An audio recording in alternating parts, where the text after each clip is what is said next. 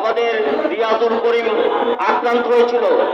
আমাদের রূপগঞ্জের সুমন আলী মাস্টার তখন সেখানে ব্যাপক লোকজন জনসমর্থন নিয়ে মানববন্ধনে অংশগ্রহণ করেছিল। আজকে আমরা তার সেই কথাগুলো, আমরা সেই প্রথম মানববন্ধন যিনি করেছিলেন সেই সুমন মাস্টার ঢালি, আমরা তার একটু কথা শুনবো। তারপরেই আমাদের সভাপতির বক্তব্যের মধ্য দিয়ে আমরা আমাদের কর্মসূচি শেষ করব। বিসমিল্লাহির রহমানির রহিম। বাংলাদেশ মানবাধিকার কমিশন ঢাকা মহানগরের সম্মানিত সহসভাপতি সৈয়দ রিয়াজুল করিম কে অতর্কিতভাবে গাজীপুরে যখন যায় তার উপরে হামলা চালায়। এই সন্ত্রাসী বাহিনীরা বাংলাদেশের যেখানেই থাকুক সেখান থেকে ধরে আনে এদেরকে আইনের আওতায় আনার জন্য ভীষণভাবে অনুরোধ জানাচ্ছি। আরেকটি বিষয়, যখন আমাদের এই মানবাধিকার কর্মীদের উপর আঘাত হয়, অত্যন্তই সাথে সাথে আমাদের রূপগঞ্জে প্রায় 100 লোক নিয়ে আমরা মানববন্ধন করেছিলাম। আমরা আমাদের একটাই দাবি, এই সন্ত্রাসদের উৎখাত করতে হবে।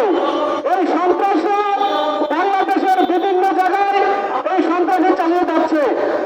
বাংলাদেশ মানবাধিকার কমিশনের কোন নেতাকর্মীকে যদি এইভাবে অত্যাচার করা হয় তাদেরকে আমরা প্রতিহত করব।